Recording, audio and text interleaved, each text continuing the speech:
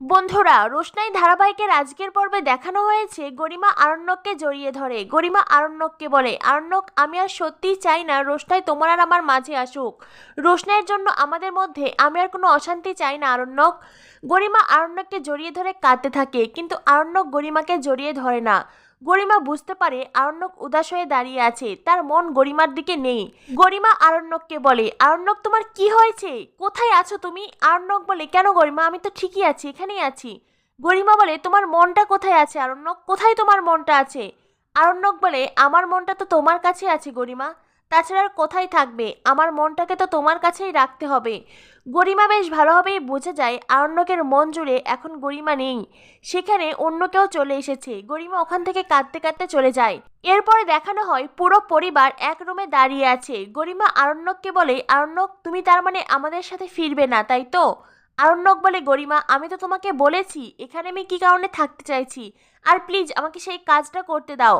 গরিমা বলে, আরণ্যক, তুমি কেন বুঝতে পারছো না? এখানের পুরোহিতরা কি বললেন তুমি শোনোনি? তারা সবাই ওইসব কথা বললো আরণ্যক, একটা ঝামেলা, একটা অশান্তি হতে পারে।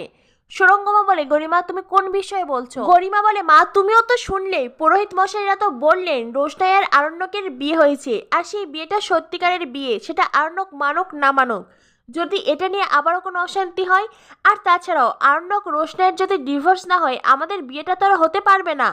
আমাদের বিয়েতে যদি আবার এই সব কথা ওঠে তখন কি হবে মা? জাহ্নবী বলে, গরিমা যা বলেছে একেবারে ঠিকই বলেছে, পুরোহিতরা তো এই কথাগুলোই বললেন। আরণ্যক বলে, তো পুরোহিতরা কি বলেন না বলেন তার দায়িত্ব আমার নয়, আমি তো আর ওইসব কথা বলতে বলিনি। আমি আর রোশনাই দুজনেই জানি এটা মিথ্যে বিয়ে, আর আমাদের কাছে এটা মিথ্যেই বিয়ে। এর বাইরে কে কি বললো তাতে আমাদের কি যায় আসে, তার দায়িত্ব আমাদের নয়। আরণ্যকের বাবা সুরঙ্গমাকে বলে, এমন পরিস্থিতিতে কি করতে পারি বলুন তো? সুরঙ্গমা বলে, আমি আর কি বলবো মিস্টার চ্যাটার্জি, আপনার ছেলে যা কাণ্ড ঘটিয়েছে। আরণ্যক তখন চিৎকার করে ওঠে। আরণ্যক বলে, আমি কাণ্ড ঘটিয়েছি? যা কাণ্ড ঘটিয়েছেন আপনি।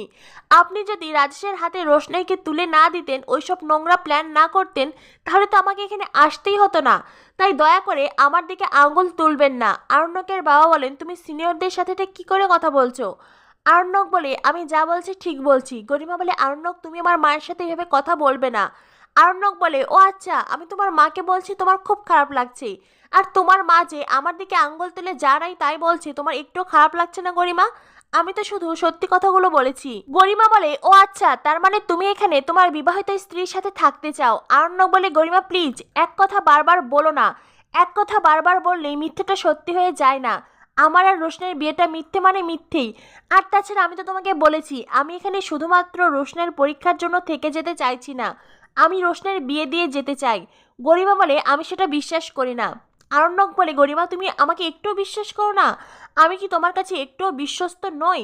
গরিমা বলে, তা না হলে এখন আমি কেন এখানে দাঁড়িয়ে আছি আরণ্যক? তোমাকে বিশ্বাস করি বলেই তো দাঁড়িয়ে আছি, কিন্তু ওই মেয়েটার প্রতি আমার কোনো বিশ্বাস নেই। ওই মেয়েটা যে তোমার কথা শুনে রাজীবকে বিয়ে করবে, তাও আবার যখন মিস্টার আরণ্যক চ্যাটার্জি তার সামনে দাঁড়িয়ে আছে, আর সেটাকে আমি বিশ্বাস করব? এই বিয়েটা যত সময় না হচ্ছে আমি কিছুতেই বিশ্বাস করতে পারবো না। আরণ্যক বলে, রোশনাই কিন্তু খুব ইনোসেন্ট মেয়ে। সুরঙ্গমা বলে, ও আচ্ছা, রোশনাই ইনোসেন্ট? ওর মতন একটা ক্যারেক্টারলেস মেয়ে দিতেও হয় না। আরণ্যক বলে, রোশনাই ক্যারেক্টারলেস? আপনি কি করে বলতে পারেন? রোশনাই রাজেশের মতনই ক্যারেক্টারলেস। আপনি আমাকে জড়িয়ে রোশনাইকে এই কথাগুলো বললেন, তাই তো? তাহলে তো আমিও ক্যারেক্টারলেস। আমার মতন একজন চরিত্রহীন ছেলের সাথে আপনি আপনার মেয়ের বিয়ে দিতে চাইছেন?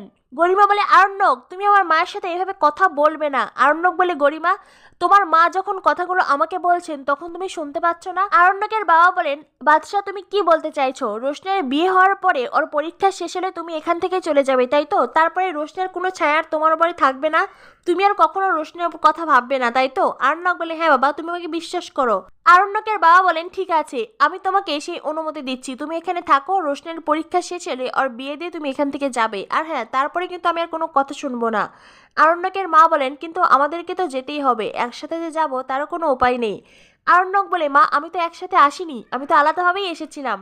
সুরঙ্গমা বলে, ওই রোশনের জন্য মিথ্যে কথা বলে এসেছিলে। আরণ্যক বলে, আমাকে মিথ্যে কথা বলতে হয়েছে শুধুমাত্র আপনার জন্য, আর তাছাড়া আমি তো গরিমাকেও বললাম তুমি এখানে থাকো। আমার মনে যদি অন্য কোনো প্ল্যান থাকতো তাহলে তো আমি গরিমাকে এখানে থাকতে বলতাম না। গরিমা বলে, রোশনের ভালো করা ছাড়াও আমার জীবনে আরো অনেক কাজ আছে, আমার ক্যারিয়ার আছে, আমাকে এখানে পড়ে থাকলে হবে না। আরণ্যক বলে, আমি তো জানি গরিমা, সেই জন্যই তো আমি তোমাকে জোর করলাম না। তখনই সেখানে রোশনাই আসে। সুরঙ্গমা বলে, এই তো মহারানী, নিজের ঘরে বসে নাকি পড়াশোনা করছিলে। গরিমা বলে, তুমি কখনো আমাদের পিছনে ছাড়বে না, তাই তো? রোশনাই বলে, স্যারজির পিছু তো ছেড়েই দিয়েছিলাম গরিমা দিদি। একটা কথা জেনে রেখো, পুরোহিত মশাই মন্দিরে দাঁড়িয়ে যে কথাগুলো বললেন সেই কথাগুলো ভিত্তিহীন, ওগুলো কতটা গুরুত্ব দিও না। স্যারজি বা আমরা দুজনেই মনে করি আমাদের বিয়েটা মিথ্যে বিয়ে, আর এটাই সত্যি। গরিমা দিদি, আমার জন্য তোমাদের জীবনে কোনো অশান্তি হবে না, বা তোমাদের বিয়েতেও কোনো বাধা পড়বে না, আমি তোমাকে কথা দিলাম। তো বন্ধুরা, কি হতে চলেছে রোশনাই ধারাবাহিকে পরবর্তী আপডেট পেতে আমাদের সাথেই থেকো। ধন্যবাদ সবাইকে।